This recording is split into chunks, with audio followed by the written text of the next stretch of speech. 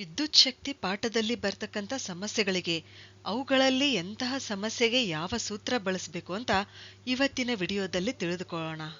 ಯಾವುದೇ ಸಮಸ್ಯೆಯನ್ನು ನಾವು ಸರಳವಾಗಿ ಬಿಡಿಸಬೇಕೆಂದ್ರೆ ಮೊದಲನೇದಾಗಿ ವಿಷಯದ ಪರಿಕಲ್ಪನೆ ತಿಳಿದುಕೊಳ್ಬೇಕು. ಒಂದು ವೇಳೆ ಪರಿಕಲ್ಪನೆ ತಿಳಿದೇ ಇದ್ರೂ ಸೂತ್ರಗಳನ್ನು ಮನನ ಮಾಡಿಕೊಳ್ಬೇಕು. ಆಮೇಲೆ ಮುಂದಿನ ಹಂತ ಏನಂದ್ರೆ ಕೊಟ್ಟಿರ್ತಕ್ಕಂಥ ಸಮಸ್ಯೆಯ ದತ್ತಾಂಶ ಬರೆಯಬೇಕು. ಅಂದ್ರೆ ಗಿವನ್ ಡಾಟಾ ಏನಿದೆಯಲ್ಲ ಅದನ್ನ ಬರೆದುಕೊಳ್ಬೇಕು. ಯಾವ ಸೂತ್ರ ಬಳಸಬೇಕು ಅಂತ ತಾನೇ ತಿಳಿಯುತ್ತೆ. ಹೆಚ್ಚು ಹೆಚ್ಚು ಸಮಸ್ಯೆಗಳನ್ನ ಬಿಡಿಸ್ಬೇಕು. ಹೀಗೆ ಮಾಡಿದಾಗ ಯಾವ ಸಮಸ್ಯೆಯೂ ಸಮಸ್ಯೆಯಾಗಿ ಉಳಿಯೋದಿಲ್ಲ. ಹಾಗಾದ್ರೆ ಈ ಪಾಠದಲ್ಲಿ ಬರ್ತಕ್ಕಂಥ ಸೂತ್ರಗಳು ಯಾವುವು ಅಂತ ನೋಡೋಣ. ವಿದ್ಯುತ್ ಪ್ರವಾಹ ಕಂಡುಹಿಡಿಯಲು ಬಳಸುವ ಸೂತ್ರ I=Q/T ಅಥವಾ Q=IT. ಇಲ್ಲಿ Q ಅಂತಂದ್ರೆ ವಿದ್ಯುತ್ ಆವೇಶಗಳ ಪರಿಮಾಣ, ಕೂಲಂನಲ್ಲಿ ಅಳಿತೀವಿ. I ಅಂತಂದ್ರೆ ವಿದ್ಯುತ್ ಪ್ರವಾಹ, ಆಂಪಿಯರ್ ಏಕಮಾನದಲ್ಲಿ ವ್ಯಕ್ತಪಡಿಸಲಾಗುತ್ತೆ. ಆಮೇಲೆ T ಅಂತಂದ್ರೆ ಸಮಯ, ಇದನ್ನ ಸೆಕೆಂಡ್ಗಳಲ್ಲಿ ಅಳಿತೀವಿ. ಇಲ್ಲಿ Q=IT ಇದೇನಂತಂದ್ರೆ ವಿದ್ಯುತ್ ಆವೇಶಗಳ ಪರಿಮಾಣ ಕಂಡುಹಿಡಿಯುವ ಸೂತ್ರ. ಇನ್ನು ಎರಡನೇ ಸೂತ್ರ ವಿಭವಾಂತರ ಕಂಡುಹಿಡಿಯಬೇಕಾದ್ರೆ ಪ್ರಶ್ನೆಯಲ್ಲಿ ಒಂದು ವೇಳೆ ವಿಭವಾಂತರ ಕೇಳಿದಾಗ ಬಳಸ್ತಕ್ಕಂಥ ಸೂತ್ರ ಯಾವುದಂದ್ರೆ V=W/Q. ಇಲ್ಲಿ V ಅಂತಂದ್ರೆ ವಿಭವಾಂತರ, ವೋಲ್ಟ್ನಲ್ಲಿ ಅಳಿತೀವಿ. ಆಮೇಲೆ W ಅಂದ್ರೆ ಕೆಲಸ, ವರ್ಕ್ ಡನ್, ಅದು ಜೂಲ್ನಲ್ಲಿ ಅಳಿತೀವಿ. ಆಮೇಲೆ Q ಇದೇನಂತಂದ್ರೆ ವಿದ್ಯುತ್ ಆವೇಶಗಳ ಪರಿಮಾಣ, ಇದನ್ನ ಕೂಲಂನಲ್ಲಿ ಅಳಿತೀವಿ. ಇನ್ನು ವಿಭವಾಂತರ ಕಂಡುಹಿಡಿಯುವ ಇನ್ನೊಂದು ಸೂತ್ರ ಓಮನ ನಿಯಮದ ಪ್ರಕಾರ ಒಂದು ವೇಳೆ ಸಮಸ್ಯೆಯಲ್ಲಿ ರೋಧ ಮತ್ತು ವಿದ್ಯುತ್ ಪ್ರವಾಹ ಕೊಟ್ಟಿದ್ರೆ, R ಮತ್ತು I ಕೊಟ್ಟಿದ್ರೆ ಯಾವ ಸೂತ್ರ ಬಳಸ್ತೀವಿ? ಇಲ್ಲಿ V=IR. R ಅಂತಂದ್ರೆ ವಾಹಕದ ರೋಧ, ಓಮ್ನಲ್ಲಿ ಅಳಿತೀವಿ. I ಅಂದ್ರೆ ವಿದ್ಯುತ್ ಪ್ರವಾಹ, ಆಂಪಿಯರ್ನಲ್ಲಿ ಅಳಿತೀವಿ.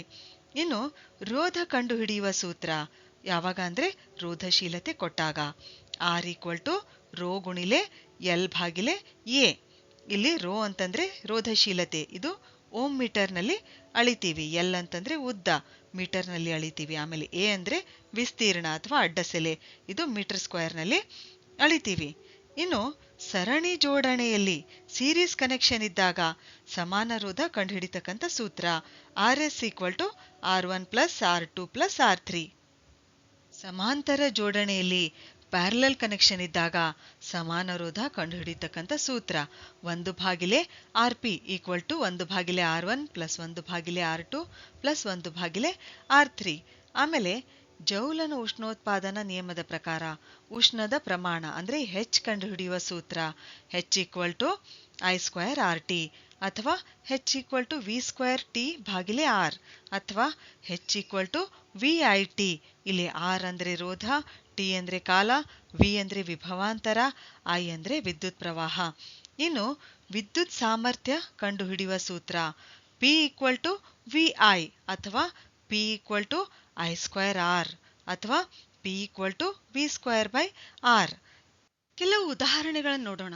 ಯಾವ ರೀತಿಯಾಗಿ ನಾವು ಸಮಸ್ಯೆ ಕೊಟ್ಟಾಗ ಅದನ್ನ ಸೂತ್ರಗಳನ್ನ ಯಾವ ರೀತಿ ನಾವು ಇಲ್ಲಿ ಬಳಸ್ತೀವಿ.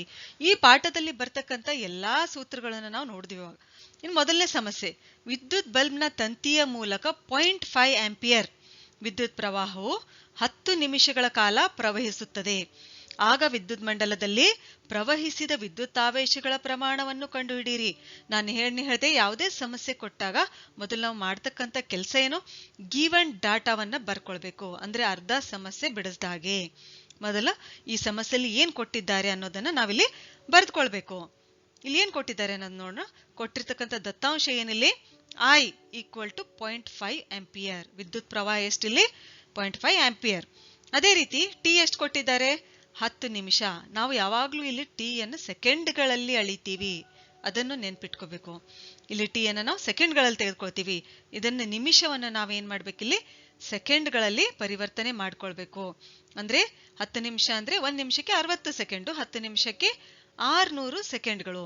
ಇನ್ನು ಪ್ರಶ್ನೆ ಏನ್ ಕೇಳಿದ್ದಾರೆ ಅವ್ರು ನಮ್ಗ? ವಿದ್ಯುತ್ ಆವೇಶಗಳ ಪ್ರಮಾಣ ಕಂಡುಹಿಡಿಬೇಕು. ವಿದ್ಯುತ್ ಆವೇಶಗಳ ಪ್ರಮಾಣ ಅಂದ್ರೆ ಏನಿಲ್ಲಿ ಕ್ಯೂ ಅನ್ನ ನಾವಿಲ್ಲಿ ಕಂಡುಹಿಡಿಬೇಕು. ಅಂದ್ರೆ ಇಲ್ಲಿ ಏನೇನ್ ಕೊಟ್ಟಿದ್ದಾರೆ? I ಕೊಟ್ಟಿದ್ದಾರೆ, ಟಿ ಕೊಟ್ಟಿದ್ದಾರೆ, ಕ್ಯೂ ಕಂಡುಹಿಡಿಬೇಕು. ಯಾವ ಸೂತ್ರದಲ್ಲಿ ಬರುತ್ತೆ ಇದು ನೋಡ್ಬೋದು ನೀವು. ಕ್ಯೂ ಕಂಡುಹಿಡಿಬೇಕಾದ್ರೆ Q=IT. IT ಆಲ್ರೆಡಿ ಕೊಟ್ಟಿದ್ದಾರೆ. ಕ್ಯೂ ಅನ್ನು ನಾವಿಲ್ಲಿ ಕಂಡುಹಿಡಿಬೇಕು. ಇದು ಸೂತ್ರವನ್ನು ನಾವಿಲ್ಲಿ ಹಾಕೋಬೇಕು. Q = IT. ಐ ಬೆಲೆ ಎಷ್ಟು 0.5 ಆಂಪಿಯರ್ ಗುಣಿಲೆ ಟೈಮ್ ಎಷ್ಟು 600 ಸೆಕೆಂಡ್. ಇದನ್ನು ಗುಣಿಸಿದಾಗ ನಮಗೆ ಬರ್ತಕ್ಕಂಥ ಉತ್ತರ ಎಷ್ಟು 300 ಕೂಲಂಬ್. ಹೀಗೆ ಮತ್ತೊಂದು ಸಮಸ್ಯೆಯನ್ನ ನೋಡೋಣ.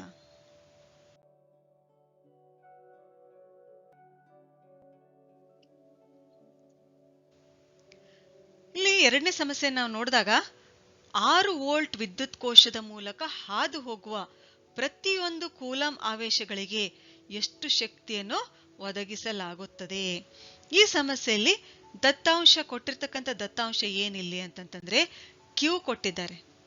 ಅಂದ್ರೆ ಪ್ರತಿಯೊಂದು ಕೂಲಂಬ್ ಆವೇಶಕ್ಕೆ ಅಂದ್ರೆ Q = 1 ಕೂಲಂಬ್ ಅನ್ನು ಕೊಟ್ಟಿದ್ದಾರೆ. ಆಮೇಲೆ ವಿಭವಾಂತರ ಕೊಟ್ಟಿದ್ದಾರೆ. ಎಷ್ಟು 6 ವೋಲ್ಟ್ ವಿಭವಾಂತರ ಅದನ್ನು ಕೊಟ್ಟಿದ್ದಾರೆ. ಎಷ್ಟು ಶಕ್ತಿಯನ್ನ ಒದಗಿಸಲಾಗುತ್ತದೆ ಅಂತಂದ್ರೆ ವರ್ಕ್ ಡನ್ ಎಷ್ಟು, ಮಾಡಿದ ಕೆಲಸ ಎಷ್ಟು ಅಂದ್ರೆ ನಾವಿಲ್ಲಿ ನೋಡ್ಬೋದು. ಈ 3 V, W ಮತ್ತು Q ಯಾವ ಸೂತ್ರದಲ್ಲಿ ಬರ್ತಾವಿಲ್ಲ ಅನ್ನೋದನ್ನ ನೋಡ್ಬೇಕು ನೀವು. ಇಲ್ಲಿ ಎರಡನೇ ಸೂತ್ರವನ್ನ ನೀವು ನೋಡ್ಬೋದು. V = W/Q. ಈ 3 ಅಂಶಗಳು ಯಾವ ಸೂತ್ರದಲ್ಲಿವೆ? V = W/Q ಈ ಸೂತ್ರದಲ್ಲಿ ಇವೆ. ಈ ಸೂತ್ರವನ್ನು ನಾವಿಲ್ಲಿ ಬಳಸ್ಕೋಬೇಕು. ನಮ್ಗೇನ್ ಗೊತ್ತು ಇವಾಗ? V = W/Q ಅಂತ ಗೊತ್ತು. ಅಂದ್ರೆ W = ಭಾಗಾಕಾರ ಇರ್ತಕ್ಕಂಥ Q ಏನಾಗುತ್ತೆ, ಈ ಕಡೆ ಬಂದ್ರೆ ಈಕ್ವಲ್ ಟು ಈ ಸೈಡ್ ಬಂದ್ರೆ ಗುಣಾಕಾರ ಆಗುತ್ತೆ. ಅಂದ್ರೆ W = Q × V ಅಂತ ನಮ್ಮ ಸೂತ್ರ ನಮ್ಗೆ ಇವಾಗ ಗೊತ್ತಾಯ್ತು. ಬೆಲೆಯನ್ನು ಇದರಲ್ಲಿ ಹಾಕಿದಾಗ ನಡೆದ ಕೆಲಸ ಎಷ್ಟಾಗುತ್ತೆ? ಇಲ್ಲಿ 1 × 6 ಅಂದ್ರೆ 6 ಜೂಲ್. ನಡೆದ ಕೆಲಸ ಎಷ್ಟಿಲ್ಲಿ 6 ಜೂಲ್.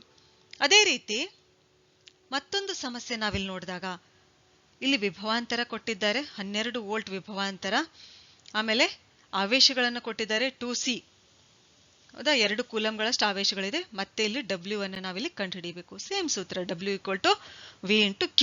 12 ವೋಲ್ಟ್ × 2 ಕೂಲಂಬ್ ಅಂದ್ರೆ ಎಷ್ಟು ಬಂತು ಇಲ್ಲಿ? ವರ್ಕ್ ಡನ್ ಮಾಡಿದಕ್ಕೆ ಆಗುವ ಕೆಲಸ ಎಷ್ಟಿಲ್ಲಿ 24 ಜೂಲ್ಗಳಷ್ಟು. ಇನ್ನು 4ನೇ ಸಮಸ್ಯೆಯನ್ನು ಗಮನಿಸಿದಾಗ ವಿದ್ಯುತ್ ಬಲ್ಬ್ನ ತಂತುಗಳ ರೋಧವು 1200 ಓಮ್ ಆಗಿದ್ದು 220 ವೋಲ್ಟ್ ಮೂಲದಿಂದ ವಿದ್ಯುತ್ ಬಲ್ಬ್ ಸೆಳೆಯುವ ವಿದ್ಯುತ್ ಪ್ರವಾಹ ಎಷ್ಟು? ಅಂದ್ರೆ ಇಲ್ಲಿ I ಕೇಳ್ತಾ ಇದ್ದಾರೆ. ಕೊಟ್ಟಿರ್ತಕ್ಕಂಥ ದತ್ತಾಂಶ ಮೊದಲು ಬರ್ಕೋಬೇಕು ನಾವಿಲ್ಲಿ. ಮತ್ತೊಂದು ಸಮಸ್ಯೆ ಕೂಡ ಇದರಲ್ಲಿ. ಹೀಟರ್ನ ಸುರುಳಿಯ ರೋಧವು 100 ಓಮ್ ಆಗಿದ್ದು 220 ವೋಲ್ಟ್ ಮೂಲದಿಂದ ವಿದ್ಯುತ್ ಹೀಟರ್ನ ಸುರುಳಿಯು ಸೆಳೆಯುವ ವಿದ್ಯುತ್ ಪ್ರವಾಹ ಎಷ್ಟು? ಇಲ್ಲಿ ಕೂಡ I ಕೇಳ್ತಾ ಇದ್ದಾರೆ. ಕೊಟ್ಟಿರೋದೇನು? ರೋಧ ಮತ್ತು ವಿಭವಾಂತರ R ಮತ್ತು V ಇವುಗಳನ್ನ ಕೊಟ್ಟಿದ್ದಾರೆ. ಆದ್ರೆ ಕೇಳ್ತಕ್ಕಂಥ ಪ್ರಶ್ನೆ ಏನಿಲ್ಲಿ I. ಇದರ ದತ್ತಾಂಶ ನಾವು ಬರ್ಕೊಂಡಾಗ ಮೊದಲನೇದು V = 220 ವೋಲ್ಟ್, R = 1200 ಓಮ್. ಆಮೇಲೆ I = ಎಷ್ಟು? ಇಲ್ಲಿ ಸೂತ್ರಗಳೆಲ್ಲ ನಾವು ನೋಡಿದಾಗ ಯಾವ ಸೂತ್ರ ಬಳಸಬಹುದು? ಇಲ್ಲಿ ಈ ದತ್ತಾಂಶವನ್ನು ನೋಡ್ಬೇಕು. ಮೊದಲು ಏನೇನು ಕೊಟ್ಟಿದ್ದಾರೆ? V ಕೊಟ್ಟಿದ್ದಾರೆ, R ಕೊಟ್ಟಿದ್ದಾರೆ, I ಕಂಡುಹಿಡಿಬೇಕು. ಇವು 3 ಯಾವ ಸೂತ್ರದಲ್ಲಿ ಬರ್ತವೆ? V = IR. ಈ ಸೂತ್ರದಲ್ಲಿ ಈ 3ಅನ್ನು ನಾವು ನೋಡಬಹುದು. ಅಂದ್ರೆ ಇಲ್ಲಿ V = IR ಸೂತ್ರವನ್ನು ನಾವಿಲ್ಲಿ ಬಳಸಬೇಕು. V = IR ಇದನ್ನ ಬಳಸಿದಾಗ ನಾವು ಕಂಡುಹಿಡಿಬೇಕಾಗಿರ್ತಕ್ಕಂಥದ್ದೇನಿಲ್ಲಿ I. ಅಂದ್ರೆ ಇಲ್ಲಿ ಗುಣಾಕಾರಾಗಿರ್ತಕ್ಕಂಥ R ಏನಾಗುತ್ತೆ? ಈ ಕಡೆ ಬಂದು ಭಾಗಾಕಾರ ಆಗುತ್ತೆ. ಅಂದ್ರೆ I = V/R. V ಎಷ್ಟಿಲ್ಲಿ 220 volt. ಅದೇ ರೀತಿ R ಎಷ್ಟಿಲ್ಲಿ 1200 ಓಮ್. ಅಂದ್ರೆ ಇದನ್ನ ಭಾಗಾಕಾರ ಮಾಡಿದಾಗ ನಮಗೆ ಸಿಗ್ತಕ್ಕಂಥ ಉತ್ತರ 0.18 ಆಂಪಿಯರ್. ಅಂದ್ರೆ ವಿದ್ಯುತ್ ಪ್ರವಾಹ ಎಷ್ಟಿಲ್ಲಿ 0.18 ಆಂಪಿಯರ್ಗಳಷ್ಟು. ಆಮೇಲೆ ಎರಡನೇ ಬಿ ಸಮಸ್ಯೆಯಲ್ಲಿ ಕೊಟ್ಟಿರ್ತಕ್ಕಂಥ ದತ್ತಾಂಶ V = 220 ವೋಲ್ಟ್, R = 100 ಓಮ್. ಇಲ್ಲಿ ಕೂಡ ನಾವು I ಅನ್ನ ಕಂಡುಹಿಡಿಬೇಕು. ವಿದ್ಯುತ್ ಪ್ರವಾಹ ಎಷ್ಟು ಅನ್ನೋದನ್ನ ಕಂಡುಹಿಡಿಬೇಕು. ಸೇಮ್ ಸೂತ್ರ V = IR. ಅದೇ ಸೂತ್ರವನ್ನು ಬಳಸ್ತೀವಿ ನಾವಿಲ್ಲಿ. 220/100 ಮಾಡಿದಾಗ 2.2 ಆಂಪಿಯರ್ಗಳಷ್ಟು ವಿದ್ಯುತ್ ಪ್ರವಾಹ ಇಲ್ಲಿ ಎರಡನೇ ಸಮಸ್ಯೆಯಲ್ಲಿ ವಿದ್ಯುತ್ ಹೀಟರ್ ಸುರುಳಿಯು ಅದು ಸೆಳಿತಕ್ಕಂಥದ್ದು. ಮತ್ತೊಂದು ಸಮಸ್ಯೆಯನ್ನು ನಾವಿಲ್ಲಿ ನೋಡಿದಾಗ ಒಂದು ಲೋಹದ ತಂತಿಯ ವ್ಯಾಸವು ಅಂದ್ರೆ ಡೈಮೀಟರ್ ಅನ್ನ ಕೊಟ್ಟಿದ್ದಾರೆ. ಇಲ್ಲಿ 0.3 ಮಿಲಿಮೀಟರ್ ಮತ್ತು ಉದ್ದವು ಲೆಂತ್ ಕೊಟ್ಟಿದ್ದಾರೆ 1 ಮೀಟರ್ ಆಗಿದ್ದು ಅದರ ರೋಧವು R 20 ಡಿಗ್ರಿ ಸೆಲ್ಸಿಯಸ್ ನಲ್ಲಿ 26 ಓಮ್ ಆಗಿದೆ. ಅದರ ವ್ಯಾಸವು 0.3 ಮಿಲಿಮೀಟರ್ ಆದರೆ ಈ ತಾಪಮಾನದಲ್ಲಿ ಲೋಹದ ತಂತಿಯ ರೋಧಶೀಲತೆಯನ್ನು ಕಂಡುಹಿಡಿಯಿರಿ. ಅಂದ್ರೆ ಇಲ್ಲಿ ನಾವು ಏನು ಕಂಡುಹಿಡಿಯಬೇಕು? ಇವು ಮೊದಲು ಕೊಟ್ಟಿರ್ತಕ್ಕಂಥ ದತ್ತಾಂಶವನ್ನ ತೆಗೆದುಕೊಳ್ಳೋಣ.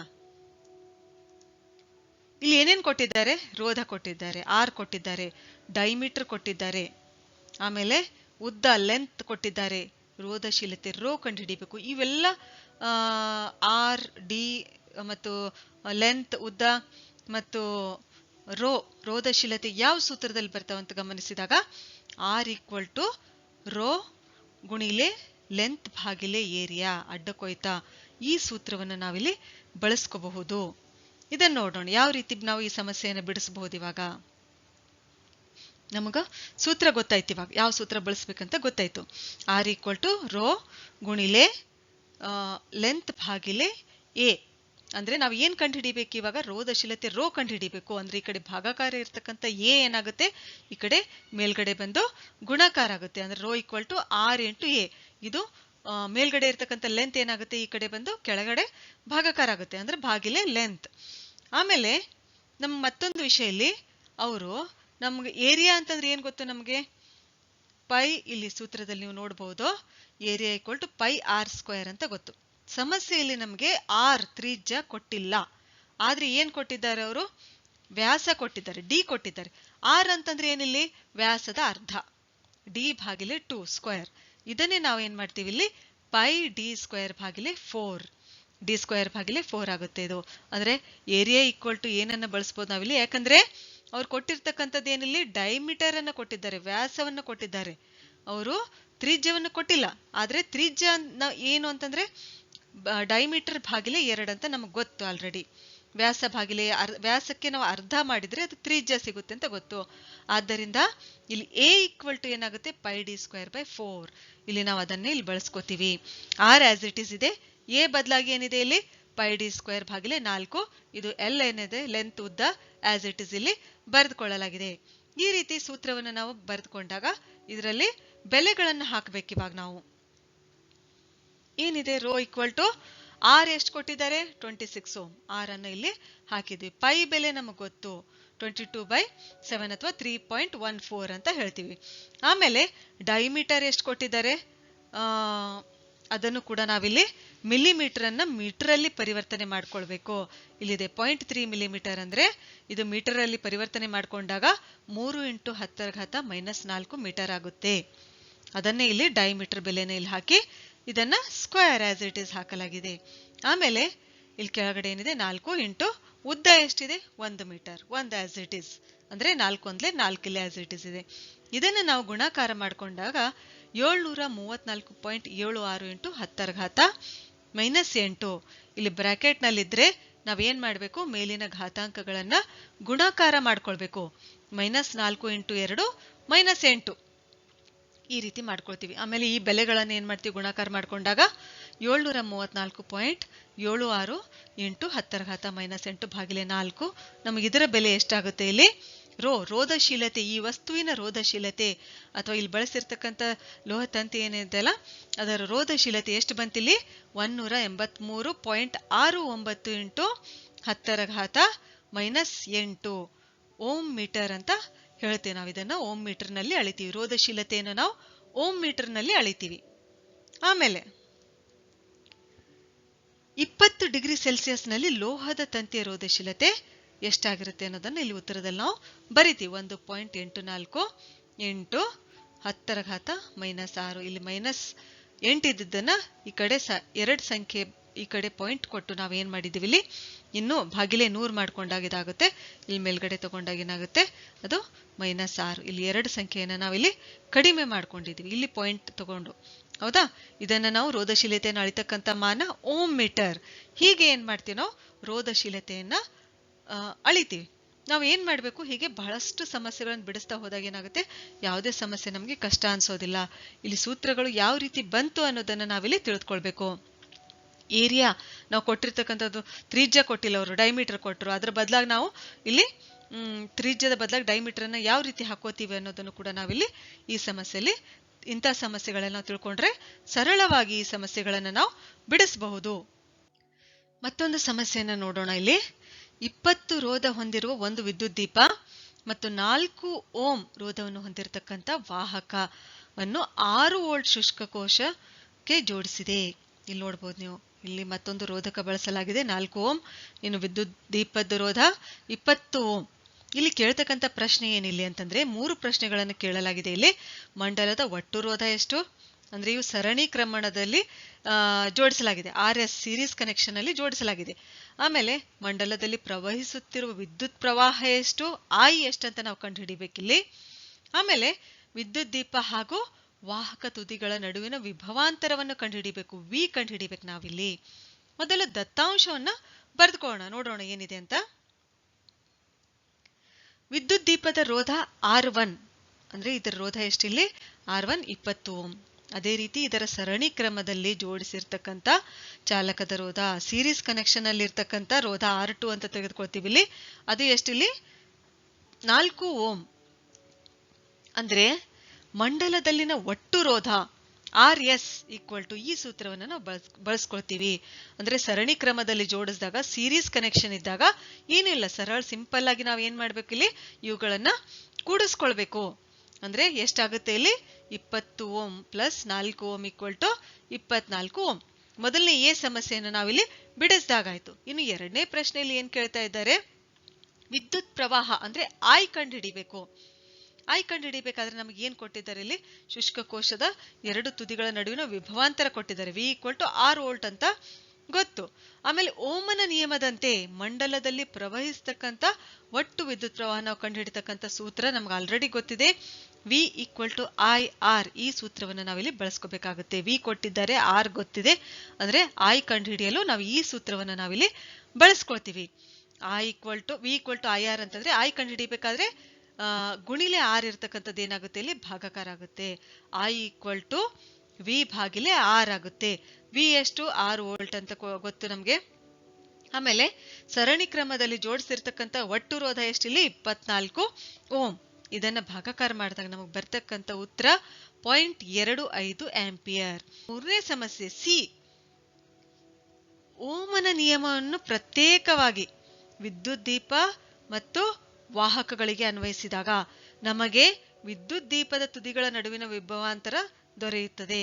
ಅಂದ್ರೆ V1 ಮೊದಲು ವಿದ್ಯುತ್ ದೀಪಕ್ಕೆ ಸಂಬಂಧಿಸಿದಂತೆ ನಾವು ಅದರಲ್ಲಿ ಎಷ್ಟು ವಿದ್ಯುತ್ ಪ್ರವಾಹ ಆಗ್ತಾ ಇದೆ ಅಂತ ನೋಡಿದಾಗ V ಈಕ್ವಲ್ ಟು IR, ಓಮನ್ ನಿಯಮವನ್ನೇ ಬಳಸ್ತೀವಿ ನಾವಿಲ್ಲಿ. V equal to IR. R ಎಷ್ಟು 20 ಓಂ, I ಎಷ್ಟು ಜಸ್ಟ್ ಇವಾಗ್ಲೇ ನೋಡಿದ್ವಿ ನಾವು ಎಷ್ಟಂತ RI. ಹೌದಾ, ಅಂದ್ರೆ ಇದನ್ನು ಗುಣಾಕಾರ ಮಾಡಿದಾಗ ಎಷ್ಟು ಬಂತು ನಮಗೆ ಇವಾಗ ವಿಭವಾಂತರ 5 ವೋಲ್ಟ್. ಅದೇ ರೀತಿ ವಾಹಕದ ತುದಿಗಳ ನಡುವಿನ ವಿಭವಾಂತರ, ಈ ವಾಹಕದ ತುದಿಗಳ ನಡುವಿನ ವಿಭವಾಂತರ ನಾವು ನೋಡ್ಬೇಕಾದ್ರೆ ಇಲ್ಲಿ ಮತ್ತೆ ಸೇಮ್ ಅದೇ ಸೂತ್ರ, V equal to IR. I ಎಷ್ಟಿಲ್ಲಿ 0.25, R ಎಷ್ಟಿಲ್ಲಿ 4 ಓಂ. ಅಂದ್ರೆ ಇದನ್ನು ಗುಣಾಕಾರ ಮಾಡಿದಾಗ ನಮ್ಗೆ ಎಷ್ಟು ಬಂತಿಲ್ಲಿ 0.25 ಇಂಟು 4 ಮಾಡಿದ್ರೆ 1 ವೋಲ್ಟ್.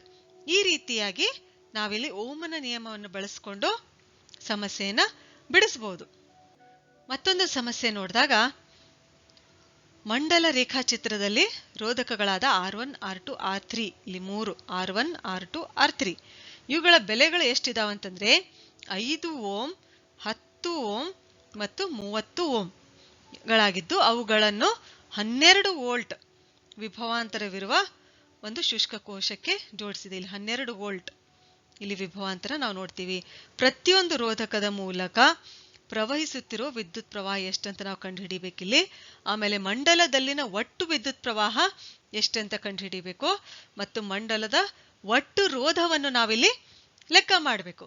ಮೊದಲು ನಾವೇನ್ ಮಾಡ್ಬೇಕಿಲ್ಲಿ, ಕೊಟ್ಟಿರ್ತಕ್ಕಂಥ ದತ್ತಾಂಶ ಅಂದ್ರೆ ಗಿವನ್ ಡಾಟಾವನ್ನ ನಾವಿಲ್ಲಿ ಬರೆದುಕೊಳ್ಬೇಕು. ಏನೇನ್ ಕೊಟ್ಟಿದ್ದಾರೆ ಇಲ್ಲಿ, R1 ಕೊಟ್ಟಿದ್ದಾರೆ 5 ಓಂ, R2 10 ಓಂ, ಆಮೇಲೆ R3 30 ಓಂ. ಆಮೇಲೆ ಶುಷ್ಕ ಕೋಶಗಳ ತುದಿಗಳ ನಡುವಿನ ವಿಭವಾಂತರ ಎಷ್ಟು, V ಈಕ್ವಲ್ ಟು 12 ವೋಲ್ಟ್. ಆಮೇಲೆ ಪ್ರತಿಯೊಂದು ರೋಧಕದ ನಡುವಿನ ವಿಭವಾಂತರ ಇದೇ ಆಗಿರುತ್ತೆ, V ಈಕ್ವಲ್ ಟು 12 ವೋಲ್ಟೇ ಆಗಿರುತ್ತೆ. ಆದ್ದರಿಂದ ನಾವು ರೋಧಕಗಳಿಂದ ವಿದ್ಯುತ್ ಪ್ರವಾಹವನ್ನು ಅಳೆಯಲು ಓಮನ ನಿಯಮವನ್ನು ನಾವಿಲ್ಲಿ ಬಳಸಬಹುದು. ಇಲ್ಲಿ ನೋಡಿ, R1 ಮೂಲಕ ಪ್ರವಹಿಸ್ತಕ್ಕಂಥ ವಿದ್ಯುತ್ ಪ್ರವಾಹ ಎಷ್ಟಿಲ್ಲಿ, ನಾವು ಮತ್ತಿದೇ ಸೂತ್ರ V ಈಕ್ವಲ್ ಟು IR, ಈ ಸೂತ್ರವನ್ನ ಬಳಸ್ಕೊಳ್ಬೇಕು. ವಿದ್ಯುತ್ ಪ್ರವಾಹ R1 ಮೂಲಕ ಎಷ್ಟಂದ್ರೆ I ಕಂಡುಹಿಡಿಬೇಕು ನಾವಿಲ್ಲಿ, I equal to V by R. I equal to V by R. ಮೊದಲನೇ R1 ನಡುವಿನ ಅದರಲ್ಲಿ ಪ್ರವಹಿಸ್ತಕ್ಕಂಥ ವಿದ್ಯುತ್ ಪ್ರವಾಹ ನಾವು ನೋಡಿದಾಗ ವಿ 12 ವೋಲ್ಟ್, R1 ಎಷ್ಟು 5 ಓಮ್. ಅಂದ್ರೆ ಇಲ್ಲಿ ಇದರಲ್ಲಿ R1 ಮುಖಾಂತರ ಪ್ರವಹಿಸ್ತಕ್ಕಂಥ ವಿದ್ಯುತ್ ಪ್ರವಾಹ ಎಷ್ಟು ಇಲ್ಲಿ ಅಂದ್ರೆ 2.4 ಆಂಪಿಯರ್. ಅದೇ ರೀತಿ R2 ಮೂಲಕ I = V / R2. R2 ಎಷ್ಟು ಇಲ್ಲಿ 10 ಓಮ್, ಅಂದ್ರೆ 12/10 ಮಾಡಿದಾಗ 1.2 ಆಂಪಿಯರ್. ಇಲ್ಲಿ R2 ಮೂಲಕ 1.2 ಆಂಪಿಯರ್ಗಳಷ್ಟು ವಿದ್ಯುತ್ ಪ್ರವಾಹ ಪ್ರವಹಿಸುತ್ತದೆ.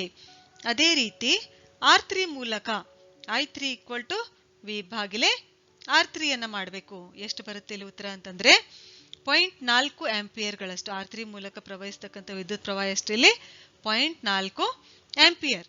ಆಮೇಲೆ ಮಂಡಲದ ಒಟ್ಟು ರೋಧ ಕಂಡು ಹಿಡಿಬೇಕು. ಇವಾಗ ನಮಗೇನು ಗೊತ್ತು, R1 ಗೊತ್ತು, R2 ಗೊತ್ತು, R3 ಗೊತ್ತು. ಇವು ಏನಿದೆ ಪ್ಯಾರಲಲ್ ಕನೆಕ್ಷನ್ ನಲ್ಲಿ ಇದಾವ, ಅಂದ್ರೆ ಸಮಾಂತರ ಜೋಡಣೆಯಲ್ಲಿ ನಮಗೆ ಕಂಡು ಬರ್ತಾವ. ಅಂದ್ರೆ ಇಲ್ಲಿ ಬಳಸ್ತಕ್ಕಂಥ ಸೂತ್ರ ಯಾವುದಿಲ್ಲಿ ಸಮಾಂತರ ಜೋಡಣೆಯ ಸೂತ್ರ 1/Rp = 1/R1 + 1/R2 + 1/R3. ಈ ಸೂತ್ರವನ್ನು ಬಳಸಿಕೊಂಡು ಈ ಪ್ಯಾರಲಲ್ ಕನೆಕ್ಷನ್ ಅಲ್ಲಿ ಇರ್ತಕ್ಕಂಥ ಒಟ್ಟು ರೋಧವನ್ನು ನಾವಿಲ್ಲಿ ಕಂಡು ಹಿಡಿಯಬಹುದು. ಇಲ್ಲಿ ಆಗ್ತಕ್ಕಂಥ ಇದು ಒಟ್ಟು ವಿದ್ಯುತ್ ಪ್ರವಾಹ ಏನಂತಂದ್ರೆ ಇಲ್ಲಿ ಮೂರನ್ನು ನಾವು ಕೂಡಿಸ್ಕೊಳ್ಬೇಕು. I1 + I2 + I3 ಅಂದ್ರೆ ಇವು ಮೂರನ್ನು ಕೂಡಿಸಿದಾಗ 4 ಆಂಪಿಯರ್ಗಳಷ್ಟು ಒಟ್ಟು ವಿದ್ಯುತ್ ಪ್ರವಾಹ ಸಿಕ್ತು. ಆಮೇಲೆ ಒಟ್ಟು ರೋಧ ನಾವು ಕಂಡು ಹಿಡಿಬೇಕಾದ್ರೆ ಈ ಸೂತ್ರವನ್ನ ಬಳಸ್ಕೊಳ್ತೀವಿ. 1/5 R1, ಇದು R2, ಇದು R3. ಇದರೆಲ್ಲ ಸಹ ತೆಗೆದಾಗ 30. ಆಮೇಲೆ ಇದನ್ನು ಬಿಡಿಸಿದಾಗ 1/3 ಓಮ್ಗಳಷ್ಟು ನಮಗೆ RP ಇಲ್ಲಿ ಪ್ಯಾರಲಲ್ ಕನೆಕ್ಷನ್ ಅಲ್ಲಿ ಜೋಡಿಸಿರ್ತಕ್ಕಂಥ ರೋಧ ನಾವು ನೋಡಿದಾಗ RP = 3 ಓಮ್. ಇದನ್ನ ರಿವರ್ಸ್ ಮಾಡ್ಕೊಂಡಾಗ 1/RP = 1/3 ಉತ್ತರ ಸಿಗ್ತದೆ ನಮಗೆ. ಇಲ್ಲಿ ಇದನ್ನ ಅಂದ್ರೆ ಒಟ್ಟು ಸಮಾಂತರ ಜೋಡಣೆಯಲ್ಲಿ ಇರ್ತಕ್ಕಂಥ ಒಟ್ಟು ರೋಧವನ್ನು ನಾವಿಲ್ಲಿ ನೋಡಬಹುದು. ಅದು 3 ಓಮ್ಗಳಷ್ಟು ಅಂತ ನಾವಿಲ್ಲಿ ಲೆಕ್ಕ ಮಾಡಬಹುದು. ಮತ್ತೊಂದು ಸಮಸ್ಯೆಯನ್ನು ನಾವಿಲ್ಲಿ ನೋಡಿದಾಗ R1 = ಕೊಟ್ಟಿದ್ದಾರೆ, R2 = ಕೊಟ್ಟಿದ್ದಾರೆ, R3 ಕೊಟ್ಟಿದ್ದಾರೆ, R4 ಕೊಟ್ಟಿದ್ದಾರೆ, R5 ಕೊಟ್ಟಿದ್ದಾರೆ. ಇಲ್ಲಿ ಚಿತ್ರವನ್ನು ನೋಡಬಹುದು ನೀವು. R1, R2, R3, R4, R5. ಆಮೇಲೆ ಇದರಲ್ಲಿ ವಿಭವಾಂತರ ಎಷ್ಟು ಇಲ್ಲಿ 12 ವೋಲ್ಟ್. 12 ವೋಲ್ಟ್ನಷ್ಟು ಇಲ್ಲಿ ವಿಭವಾಂತರ ಕಂಡು ಬರುತ್ತೆ. ಇಲ್ಲಿ ನಾವು ಏನು ಕಂಡು ಹಿಡಿಬೇಕು, ಮಂಡಲದಲ್ಲಿನ ಒಟ್ಟು ರೋಧ ಕಂಡು ಹಿಡಿಬೇಕು, ಮಂಡಲದಲ್ಲಿನ ಪ್ರವಹಿಸ್ತಕ್ಕಂಥ ಒಟ್ಟು ವಿದ್ಯುತ್ ಪ್ರವಾಹವನ್ನು ನಾವಿಲ್ಲಿ ಕಂಡು ಹಿಡಿಬೇಕು. ಆಮೇಲೆ ಇಲ್ಲಿ ಕೊಟ್ಟಿರ್ತಕ್ಕಂಥ ದತ್ತಾಂಶವನ್ನು ನಾವು ಮೊದಲು ನೋಡೋಣ. ನಾವು ಮಂಡಲದಲ್ಲಿ ಸಮಾಂತರವಾಗಿ ಜೋಡಿಸಿರುವ ರೋಧಕಗಳಾದ R1 ಮತ್ತು R2 ಇವೆರಡು ಏನಂತಂದ್ರೆ ಸಮಾಂತರವಾಗಿ ಜೋಡಣೆಯಲ್ಲಿವೆ. ಆಮೇಲೆ ಇವುಗಳ ಸಮಾನ ರೋಧ R' ಅಂತ ಇಲ್ಲಿ ಅದನ್ನ ಸೂತ್ರದಲ್ಲಿ ಬರ್ಕೊಳ್ಳೋಣ. R' ಅಂತ ಅದನ್ನ ಬದಲಾಯಿಸ್ಕೊಳ್ಳೋಣ. ಆಮೇಲೆ ಸಮಾಂತರ ಜೋಡಣೆಯಲ್ಲಿರ್ತಕ್ಕಂಥ R3, R4 ಮತ್ತು R5 ಇವುಗಳನ್ನು ನಾವೇನ್ ಮಾಡೋಣ, R" ಅಂತ ಇಲ್ಲಿ ಬರ್ಕೊಳ್ಳೋಣ. ಇವುಗಳನ್ನ R" ಅಂತ ಬರ್ಕೊಳ್ಳೋಣ. ಆಮೇಲೆ ಇವಾಗ ನಾವು R' ಕಂಡುಹಿಡೋಣ. ಇದು ಪ್ಯಾರಲಲ್ ಕನೆಕ್ಷನ್, ಸಮಾಂತರವಾಗಿ ಜೋಡಿಸಲಾಗಿದೆ. ಅಂದ್ರೆ ಇದರ ಸೂತ್ರ ಏನಿಲ್ಲಿ 1/Rp ಅಂದ್ರೆ 1/R' ಮೊದಲನೇದಿಲ್ಲಿ = 1/R1 + 1/R2. ಇದನ್ನ ಬಿಡಿಸಿದಾಗ ಏನಿಲ್ಲಿ ನಮಗೆ ಬರ್ತಕ್ಕಂಥದ್ದು ಉತ್ತರ ಏನಿಲ್ಲಿ R' = ಎಷ್ಟು ಸಿಕ್ತು ನಮಗೆ 8 ಓಮ್. ಈ ಬೆಲೆಯನ್ನು ನಾವಿಲ್ಲಿ ನೋಡಬಹುದು. ಆಮೇಲೆ ಅದೇ ರೀತಿ R" ಇಲ್ಲಿ ಕೆಳಗಿಂದಿದು R3, R4, R5 ಇದನ್ನ ನಾವು R" ಅಂತ ತೆಗೆದುಕೊಂಡಿದ್ವಿ. ಮತ್ತೆ ಸೇಮ್ ಸೂತ್ರ ಇಲ್ಲಿ 1/ ಈ ಸೂತ್ರವನ್ನ ನಾವಿಲ್ಲಿ ಬಳಸ್ಕೋತೀವಿ. ಈ ಸೂತ್ರಗಳಲ್ಲಿ R3, R4, R5 ಈ ಬೆಲೆಗಳನ್ನು ನಾವು ಹಾಕೊಂಡಾಗ ಇದನ್ನ ಬಿಡಿಸಿದಾಗ 1/R" = 1/10 ಅಂತ ಉತ್ತರ ಬಂತು. ಅಂದ್ರೆ R" ಇದನ್ನು ರಿವರ್ಸ್ ಮಾಡ್ಕೊಂಡಾಗ ಏನಾಯ್ತು ಇಲ್ಲಿ R" = 10 ಓಮ್. ಅಂದ್ರೆ ನಮಗಿಲ್ಲಿ ಎರಡು ಬೆಲೆಗಳು ಸಿಕ್ಕು, R' ಮತ್ತು R".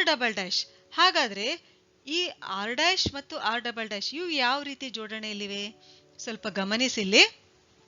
ಇವು ಏನಂತಂದ್ರೆ ಸರಣಿ ಜೋಡಣೆಯಲ್ಲಿವೆ, ಸಮಾಂತರವಾಗಿ ಜೋಡಿಸಿಲ್ಲ. ಸರಣಿ ಒಂದೇ ತಂತಿಯ ಮುಖಾಂತರ ಇಲ್ಲಿ ಸರಣಿ ಜೋಡಣೆಯಲ್ಲಿವೆ. ಇವು R1, R2 ಅವು ಏನಿದಾವೆ ಅಂತಂದ್ರೆ ಸಮಾಂತರ ಜೋಡಣೆಯಲ್ಲಿ. R3, R4, R5 ಅವು ಸಮಾಂತರ ಜೋಡಣೆ. ಬಟ್ R' ಮತ್ತು R" ಏನಿದಾವಲ್ಲ ಇವು ಸರಣಿ ಜೋಡಣೆಯಲ್ಲಿದಾವೆ. ಇದನ್ನು ಬಿಡಿಸಿದಾಗ ನಾವು ಸರಣಿ ಜೋಡಣೆಯಲ್ಲಿ ಇರ್ತಕ್ಕಂಥ ಸೂತ್ರ ಏನ್ ಬಿಡಿಸ್ತೀವಿ, ಸರಳವಾಗಿ ಅವುಗಳನ್ನ ಕೂಡಿಸ್ಕೊಳ್ತೀವಿ ಅಷ್ಟೇ. ಅಂದ್ರೆ ಇಲ್ಲಿ ಒಟ್ಟು ರೋಧ ನಮಗೆ ಸಿಗುತ್ತೆ R' plus R', 8 ohm plus 10 ohm ಅಂದ್ರೆ 18 ಓಮ್. ಅಂದ್ರೆ ನಮ್ಗೆ ಏನು ಉತ್ತರ ಸಿಗ್ತಿಲ್ಲ, ಮಂಡಲದಲ್ಲಿರ್ತಕ್ಕಂಥ ಒಟ್ಟು ರೋಧ ಎಷ್ಟು? 18 ಓಮ್.